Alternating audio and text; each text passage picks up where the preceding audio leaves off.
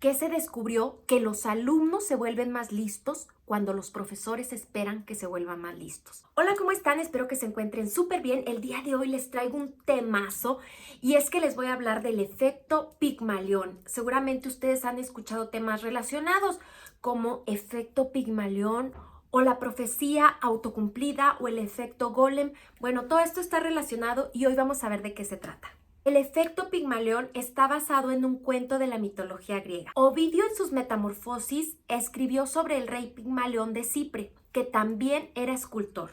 Que Pigmalión estaba buscando una mujer, pero las mujeres que encontraba no le gustaban porque se le hacían pues de la vida galante. Entonces él dice, es que yo quiero una mujer que tenga esto, esto, aquello y no la encuentro. ¿Y qué hace? Pues esculpe una mujer de marfil. Y llega a tal grado su obsesión, que dice en el cuento de Ovidio, que la veía, le hablaba, la trataba como si fuera un ser humano. La diosa Venus le concede a Pigmalión el milagro, digamos, de convertir a esa mujer en una mujer de carne y hueso. Así es que Pigmalión llega a su casa, empieza a ver aquella escultura y se da cuenta que, pues imagínense, se empieza a hacer como suavecita, como la piel de una mujer, empieza a perder esa dureza de la piedra de marfil y se empieza a transformar en una mujer. ¿Y qué es lo que pasa? Que le dio tanta fuerza a esa mujer de marfil que la terminó convirtiendo en una mujer real. Lo mismo pasó con Pinocho y Gepetto. Y a esto también se le conoce como la profecía autocumplida, de tanto que dices va a ser así, pues termina siendo así. Esto pasó con Galatea. Galatea era el nombre de la escultura que hizo Pigmalión y pues de ahí nace el nombre del efecto Pigmalión. Pero es en los años 60 donde podemos encontrar cómo se desarrolla este término en el ambiente psicológico. Robert Rosenthal y Leonard Jacobson llevan a cabo un experimento muy interesante en San Francisco, California. El experimento trataba de aplicar un test de Harvard de adquisición conjugada y aplicaron este test que supuestamente predecía cuáles de los alumnos iban a tener un acelerón en su aprendizaje, cuáles de los alumnos tú podías decir, bueno, estos alumnos está comprobado que van a ser alumnos súper sobresalientes. Entonces, obviamente esto tenía dos partes, ¿no? La que los investigadores le compartían a los profesores y lo que realmente pasaba. Lo que realmente pasaba es que Jacobson y Rosenthal estaban haciendo un experimento donde querían ver qué tanta relación tenía la expectativa con el rendimiento del alumno.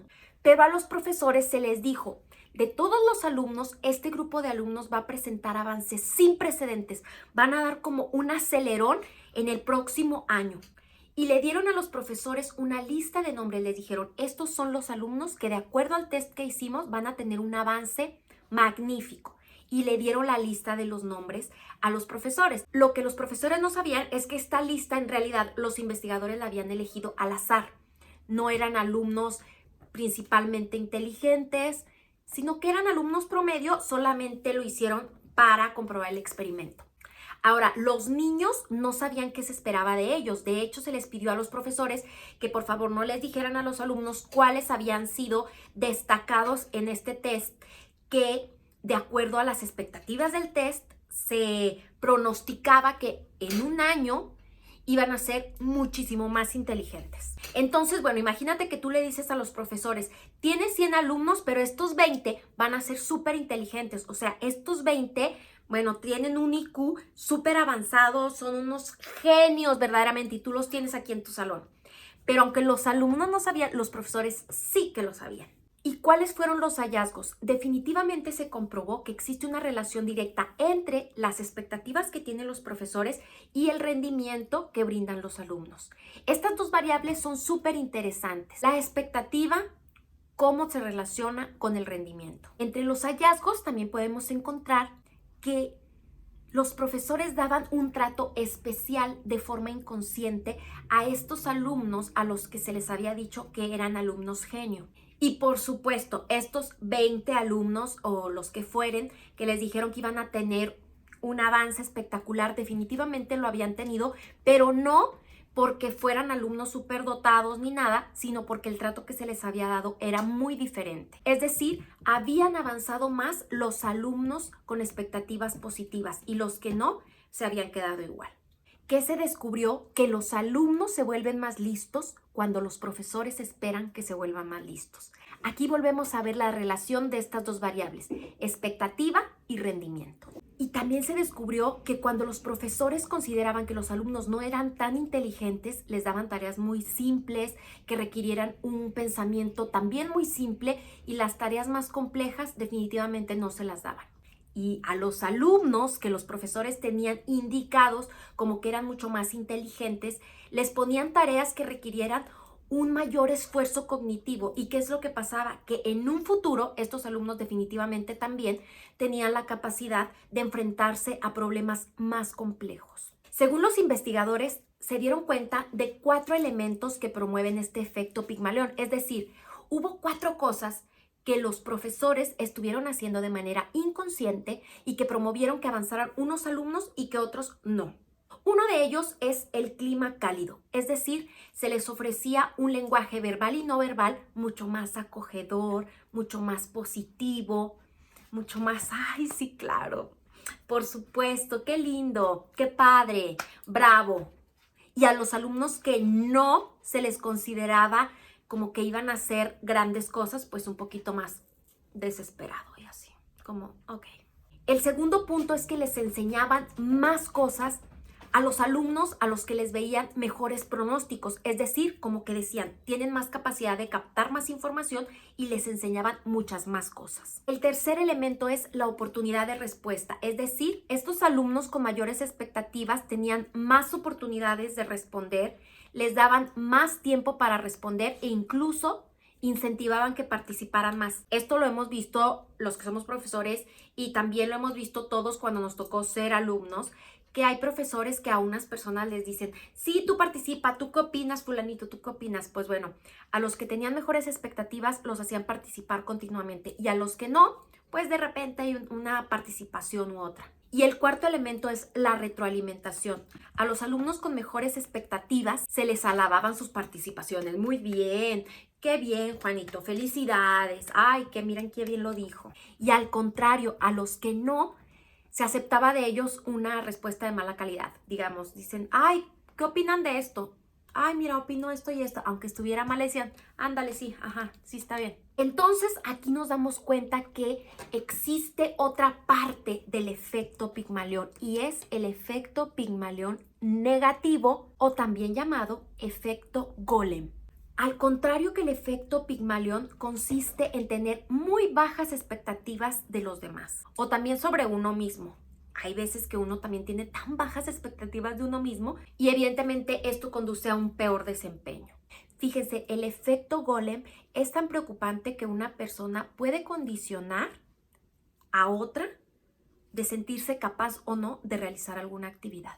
Y yo creo que a todos nos ha pasado estar en uno u otro lugar, en el efecto Pigmalión o en el efecto Golem. Nos hemos sentido súper capaces de algo solo o condicionado porque alguien cree en nosotros y también nos hemos sentido súper fracasados porque una persona no cree en nosotros. Y aquí hay un punto muy interesante, la autoestima. En el efecto Pigmalión, esa persona que cree en nosotros nos inyecta autoestima, nos dice, tú puedes con esto, tú vas a poder, aunque no lo diga con esas palabras, pero su lenguaje verbal y no verbal nos inyecta esa, creo en ti, eso creo en ti, hasta la forma de ver, fíjense cómo a veces nosotros con la forma de ver a alguien le estamos diciendo, eres un perdedor, o sea, les ha tocado que los vean o ver a alguien así con esa vista que dices, la neta no cree en mí, o sea, y ni te ha dicho nada, nada más con verte tú dices, no cree en mí. Al contrario también, te ha tocado que alguien te vea y dices, en serio no puedo creer cómo esta persona me tiene tanta fe o qué padre que esta persona me tenga tanta fe y tanta admiración. Ese sería el efecto Pigmalión y el efecto Golem respectivamente. ¿Qué otras explicaciones negativas puede haber del efecto Pigmalión? Bueno, también que puede haber expectativas bastante, pues muy poco realistas. Por ejemplo, el tema de las etiquetas, ¿no? Que le dijeras a tus hijos o a tus alumnos, eres súper inteligente, eres un campeón, eres mejor que Messi, vas a ser reina de belleza mundial, tienes un IQ más grande que Einstein, no sé qué, pero al final pues terminabas frustrando a los niños porque pues no todos podemos ser Einstein, no todos podemos lograr todo, entonces algo que vaya también con tu realidad, que sea algo objetivo. También escuchaba a un especialista que decía que el efecto Pigmalión es un poco negativo cuando no tiene que ver con que creas en el otro, sino tiene que ver con que quieres depositar en el otro expectativas que tienes de ti mismo. Por ejemplo, tienes un hijo y tú querías cantar y no pudiste cantar, no se te dio cantar, lo que sea. Entonces ahora quieres que tu hijo cante a fuerza. Entonces, esto ya no es tanto efecto Pigmalión, sino que le estás diciendo yo creo en ti, no sé qué, y creas en él una frustración porque pues le estás dando sueños que no le corresponden o que no quiere necesariamente. Pero fíjense qué interesante es cómo lo que creemos de los demás no determina, pero sí condiciona cómo se sienten ellos sobre sí mismos. Y no solo es, yo me porto así y no pasa nada, no, sino que puedes estar condicionando al otro para que se sienta con más o con menos autoestima. Y esto resulta interesante no solo en el aula, sino también en el trabajo, en la familia. Si eres líder y no crees en tus trabajadores, ¿tú crees que ellos van a hacer un buen trabajo? Es como cuando tu papá o tu mamá te decía, no te subas a la mesa porque te vas a caer. ¿Qué pasa? Te caías al final. Y bueno, yo les tengo algunas reflexiones sobre el efecto Pigmalión y la primera es, ¿podré ser mi propio Pigmalión? Yo creo que sí. Es decir, de tanto decirnos o vernos de una forma, y no tiene nada que ver con la ley de la atracción ni mucho menos, sino una pregunta real de cómo me veo, o sea, cómo me percibo a mí. Me veo como esa Galatea de marfil que se puede convertir en una mujer de carne y hueso. Me veo como ese Pinocho de madera que se puede convertir en un niño real. O cómo me veo, ¿no? O al contrario, me veo como una mujer de piedra que en eso se va a quedar. Yo sí creo que podemos ser nuestros propios pigmaliones y vernos de la manera más positiva, aunque no siempre se puede. Miren, se los dice una persona que no siempre está bien, emocionalmente hablando, pues, pero en la medida de lo posible hay que ser nuestros propios pigmaleones. Y otra pregunta muy importante, ¿tú consideras que estás ejerciendo el efecto Pigmalión o el efecto Golem en alguien? Si es el efecto Pigmalión, pues qué padre, porque a lo mejor estás haciendo que tu equipo se sienta capaz de hacer cosas que ellos no se habían puesto a pensar que podían ser capaces, o estás haciendo que un amigo, una amiga vea en sí cualidades que no había visto porque tú sí las alcanzas a ver en esa persona y esa persona en consecuencia saca lo mejor de sí y brilla, y el efecto Pigmalión pues brilla en esa persona. Pero puede ser también que tú tengas el efecto Golem en una persona, es decir, que lo veas como tan poca cosa, que hagas que esa persona se termine sintiendo así y que condicione su autoestima.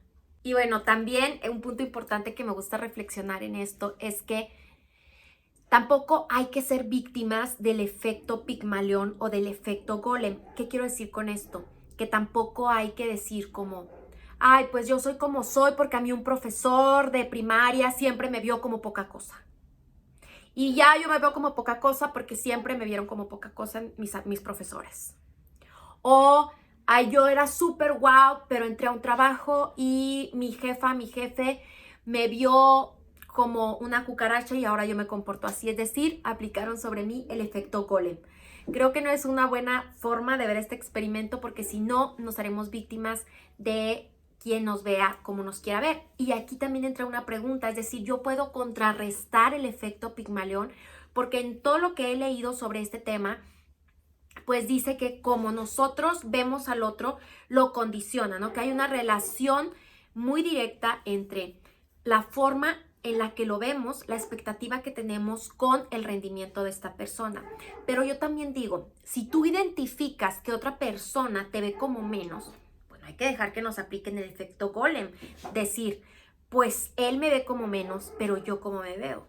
Si él me ve como menos, puede ser que sea mi líder o no, pero yo cómo lo puedo contrarrestar. Y en este sentido también me pongo a pensar, ¿será que el efecto Golem y el efecto Pigmalión solo se puede aplicar cuando hay una relación de poder. Es decir, ¿valdrá el efecto Pigmalión cuando se da en una comunicación más horizontal? Por ejemplo, amiga con amiga, hermanos con hermanos, no, por ejemplo, papá, hijos, profesor, alumnos, jefe, subordinados, es decir, no solo en relaciones verticales. No lo sé, son cosas que hay que reflexionar sobre este efecto. Lo que sí es que no hay que dejarlo pasar. Digo, si hay experimentos y pruebas, porque hay pruebas donde efectivamente los alumnos aumentan o disminuyen sus calificaciones, pues es porque evidentemente es algo que tomar en cuenta desde el punto de psicología o de psicología social. Y como les decía, influye no solo en el ámbito educativo, sino en el ámbito laboral, en el ámbito social, en el ámbito familiar. Y pues es un tema que hay que tomar muchísimo en cuenta si nos interesan estos temas. La verdad, a mí me tiene fascinada este tema del efecto Pigmalión, con el cual luego descubrí el efecto Golem, y por supuesto que seguramente ustedes han escuchado de la profecía autocumplida, y por supuesto que han escuchado de las etiquetas, de poner o no etiquetas. Pues es súper interesante. Espero que este video les haya gustado. Nos vemos en un capítulo más.